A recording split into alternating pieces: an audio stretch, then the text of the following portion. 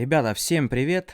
Давно хотел познакомить вас с этим занятием, да все не доходили руки. Хотя вот эта коробка у меня появилась уже благодаря моему папе, который подарил мне ее на день рождения. Причем я сам его в этом попросил, захотел вспомнить молодость.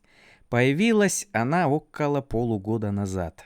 Этим делом можно заниматься на карантине, убивать время. При любом режиме самоизоляции, да и вообще в любой непонятной ситуации, когда у вас офигеть сколько много свободного времени, и вы не знаете, куда его потратить. Это очень интересная штука. Я сам уже подзабыл об этом, хотя давным-давно этим занимался в больших количествах, а именно все детство я провел с ножиком и с литниками вот этих вот деталей. И я вам смело заявляю, это очень интересно собирать такие модели.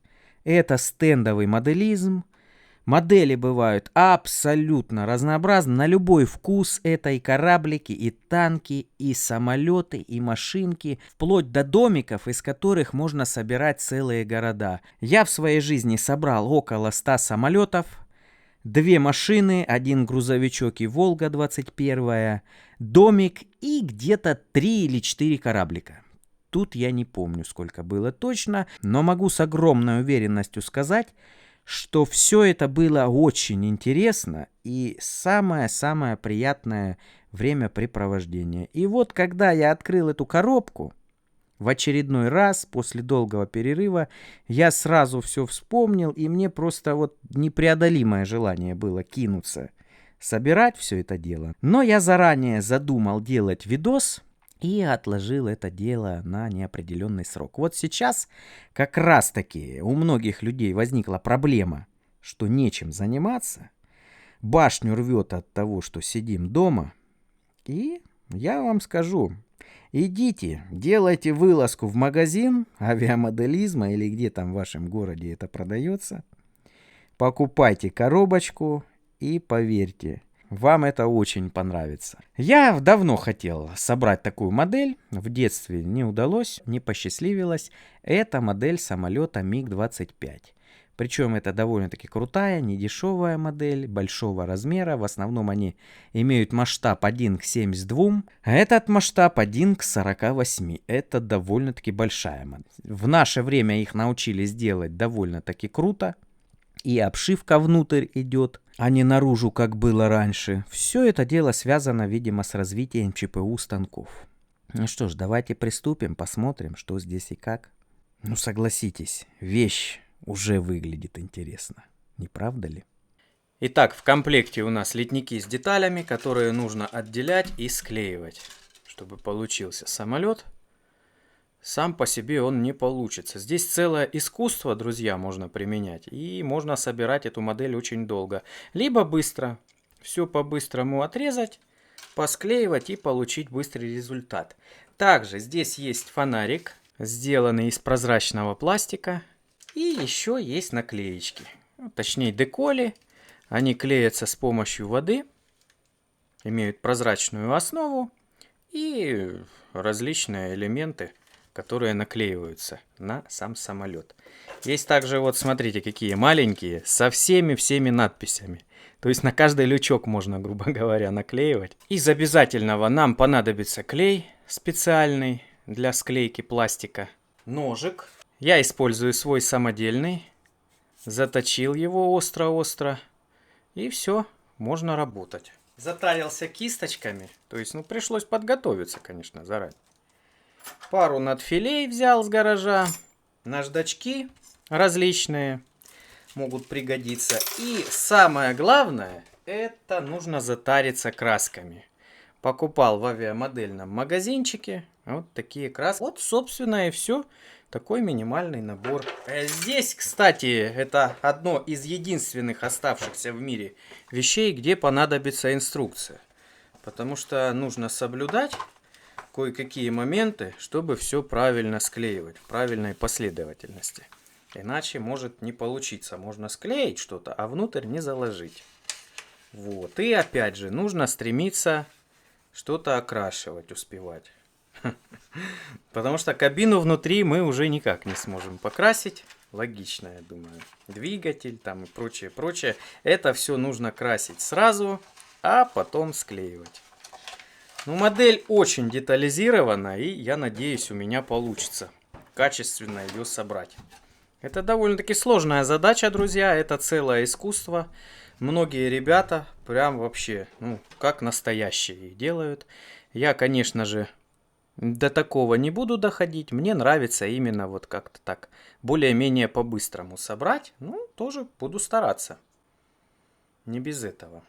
Стараться надо всегда и обязательно. Так, ну что, давайте начнем. Вы понимали, здесь все подписано обычно.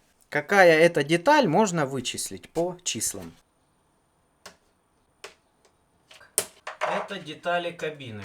Вот эти вещи, которые остаются, нужно зачищать. И вообще нужно как можно аккуратнее здесь подрезать. Некоторые детальки здесь прям катастрофически маленькие. Но тем интереснее. Вот, и эта ручечка очень аккуратно вклеивается вот сюда, на боковую панель. Ну, это, наверное, самая мелкая деталь в этом самолете. Далее у нас ручка рут идет, она гораздо крупнее. Все это дело удобнее вставлять пинцетом, но я, как обычно, порастерял все свои и вставляю ручками. Если вы не хотите, чтобы модель через несколько лет начала расклеиваться и все отваливаться, то нужно довольно-таки качественно все склеивать. Вижу, что схема позволяет нам вклеить эту боковушку в половинку фюзеляжа.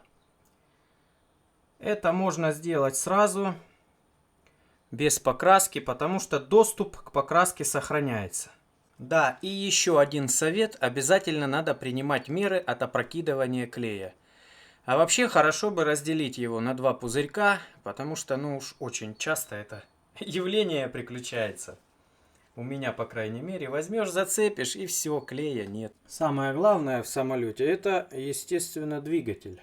Надо покрасить самую главную центральную часть. Зелененький. Ну вот, что получилось, ребят. Вроде бы похоже на правду, не правда ли? Вот эти штучки, они вкладываются внутрь воздухозаборника. И теперь можно заклеивать половинки. Турбины выхлопа я покрасил в титановый, а форсажные камеры нужно красить в зеленый. Почему-то на советских истребителях выхлоп внутри зеленый. Так, ну вроде бы покрасил детали кабины.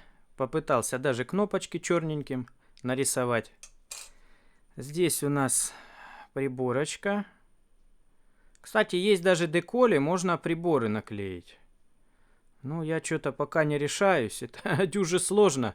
И я забыл пинцет в гараже. А без пинцета это нереально. Ну, вот такая, собственно, кабиночка получилась, ребят. По-моему, все миленько, все симпатично. Достаточно детализировано, обратите внимание. Приборчики есть, все есть. Ручка управления. Даже есть ручки катапультирования. Как и у настоящего Мига, сопло здесь очень сложное. Видите, состоит из скольки деталей. Получается, внутренние кольца зеленые, наружные я выкрасил в титановый цвет. И уже можно, собственно, склеивать. Даже вот эта штука, она состояла из 3 деталей. Итак, друзья, разложился на столе и подготовился к грандиозной склейке всего вот этого в кучу. Значит, что мы здесь имеем? Ну, во-первых, это фюзеляж уже склеенный с носом. Кстати, все швы, образующиеся при склейке, нужно очень-очень аккуратно зашкуривать, чтобы сохранить обшивку, потому что при покраске все проявится. Здесь вот в этом месте пришлось даже немножечко подшпаклевать. Вот эту пластмассу немножко настружил и развел ее с клеем. Это очень быстро делается. Ножичком наштружил с литника, там много литников остается. И буквально за пару минут размешал все это дело на бумажке, а потом нанес. Надо долго ждать, пока высохнет. Часов 20-30, наверное. Чтобы потом можно было хорошенечко зашкуривать.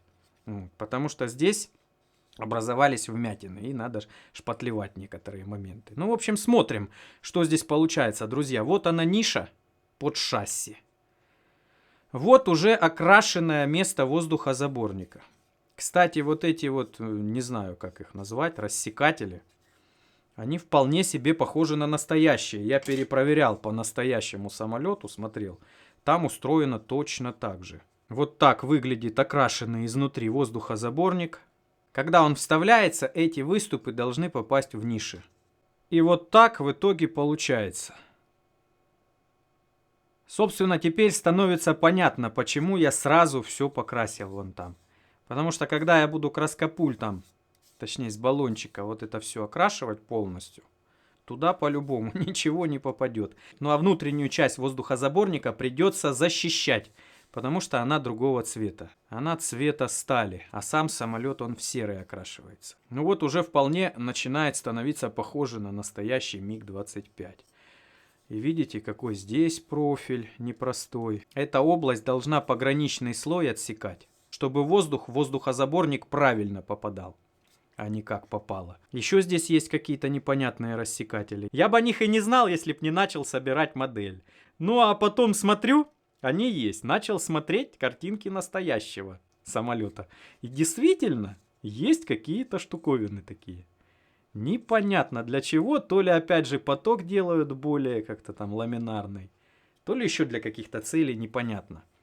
Здесь у нас сами движки. Они тоже вот как-то так будут пристыковываться. Конструкция весьма интересная. Таких сложных моделей я никогда в жизни не собирал. Зачастую, чтобы вы понимали, две половинки просто вот так склеиваются в фюзеляже. Приклеиваются какие-то воздухозаборники дополнительно, и все готово. А тут вон одно только сопло с движками, с форсажной камерой чего стоит. Получилось довольно-таки качественно. Вот этот цвет титановый, ну как-то немножко он, по-моему, не соответствует действительности. Можно будет поискать другие цвета и потом покрасить. Ну и еще из интересного покрасил ниши под колеса. Они тоже должны окрашиваться в металлический цвет. Цвет стали. Потому что практически весь самолет, он создан из нержавеющей стали. Ну, сверху он красится в серый. К сожалению, а так бы вообще круто было. Ладно, друзья, потихонечку вот это все дело проклеиваю и смотрим, что получится. Места, где есть красочка, мы зачищаем немножко, чтобы сопрягаемые детали лучше схватывались. Подготовил нижнюю часть фюзеляжа, и можно вклеивать уже ниши под шасси. Они здесь огромные, конечно. Такое ощущение, что на нем устанавливались самые большие колеса в мире. О, как-то оно тут интересно. Есть вот уступчик такой. Надо будет его подкрасить. И еще я задумал переделку. Нижняя часть воздухозаборника была приоткрыта. Мне это не очень нравится. Мне хочется, чтобы форма была идеальная и ничего не торчало вот здесь снизу. Поэтому я сделал небольшие разрезы, потом я это все еще подшпаклюю и вот так вот загну. Чтобы вы понимали, будет вот так, запад лицо, а должно было быть вот так, как бы немножко приоткрыто. Эта створка, она ходит туда-сюда, и на взлете, по-моему, она открыта, а потом на скорости закрывается. Тут очень много систем регулирования внутри воздухозаборника, но вот эту систему я хочу сделать закрытой, так будет симпатичней. При склейке я деталь обычно сначала слегка прихватываю, чтобы сильно много не наносить клея, не размазывать здесь все. Краска размазывается, да, и сам пластик может выдавливаться и уродовать модель. Поэтому сначала немножко клея наношу, прихватываю. Слегка, так сказать, чтобы вот здесь ничего не повылазило. Видите, довольно-таки аккуратно получилось. Вот. Ну, а потом можно с обратной стороны уже залить по-взрослому, чтобы не отвалилось. Сначала делаем красоту, потом прочность. Кстати, ребята, вот эта вот модель, она не made in Китай. Не все сейчас в Китае делается. И что самое приятное, что ее делают наши братья с Украины. Видите, Киев, Украина, есть адрес, все дела. Ну, на мой взгляд, это очень круто. По мне так, ну, по сравнению с тем, по крайней мере, что я в детстве собирал, это просто космос уже какой-то. Друзья, если вы в теме, напишите, кто делает самые крутые стендовые модели. Я, честно говоря, не знаю. Да уж, современные модели, конечно, легко и очень приятно собирать. Но у меня, друзья, есть еще советские модели, нетронутые. Есть чешские модели. Если вам будет интересно, я обязательно вам это покажу. Это, конечно, чистый хардкор собирать те модели. Ну, тоже очень приятно на самом деле. Вот уже можно даже видеть, как плотно все упаковано. Не зря в него даже в кили и в крылья, которые, смотрите, какие тонкие, заливали топливо. Не знаю, куда тут заливать. Я видел даже, когда настоящий самолет недоумевал. Ну, видимо, много туда помещается. Конструкция, кстати, сварная его. С нержавейки и сварная. А выхлоп титановый весь. Эх, помню, как в один из Новых годов папа мне первый раз подарил 2 таких модели. Я всю ночь собирал. Получилось, по-моему, не очень, потому что я собрал их таки за ночь. Но я это запомнил, друзья, на всю жизнь. Эх, были времена. Как же это было круто. Интересно, остались у него такие модели еще? Или нет? Именно те, которые я собирал. Было бы очень интересно повторить такую новогоднюю ночь. Теперь надо вот эту штуку как-то вставить в эту. Это ребус еще тот. По-моему, самый сложный момент в этой модели. Хоп! Все, друзья. Есть контакт. Теперь нужно опять же все аккуратненько заклеить. Вот смотрите, какая плотная компоновка. Идут воздухозаборнички.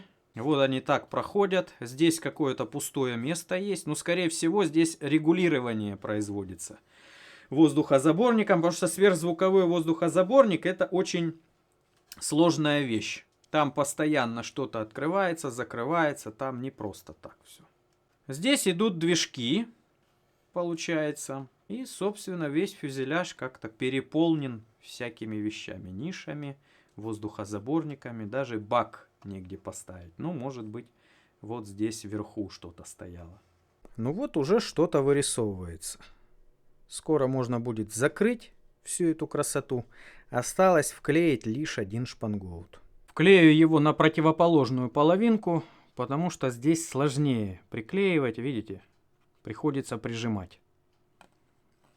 Иногда приходится довольно долго держать, пока схватится. Думаю, здесь минут 5 надо будет держать. Ну, я морально готов. Пальцы уже белеют, но буду терпеть. Ну все, закрываем фюзеляж. Машинка уже начинает превращаться в эпичную. Ну и ставим боковушки, чтобы уже завершить воздухозаборник. Так он уже гораздо круче смотрится. Хотя нет, завершить не удастся, потому что еще сверху что-то ставится. Тут какой-то выход получается. Сложная конструкция, конечно, друзья. Но все-таки это МиГ-25, как ни крути. Приклеил половинки, и вот, собственно, что мы имеем. В некоторых местах намазал много клея. В основном в невидимых. И теперь нужно ждать, пока он окончательно застынет. Хочется выпустить видосик побыстрее, поскорее, поэтому разобью его на 2 части. Это будет первая часть, часть о том, чем заниматься, когда очень много времени. Ну а во второй части мы увидим, собственно, то, что получилось в конечном итоге. Да и плюс, кто, допустим, заинтересовался этим делом, это дело для него будет новым, можете задавать вопросы в комментариях, постараюсь на них ответить. Ну а у меня на этом все, друзья. Кому было интересно, подписывайтесь на канал, поддержите лайком. Всем пока, до новых встреч. Постараюсь и впредь вести канал не однообразно и показывать вам новые вещи.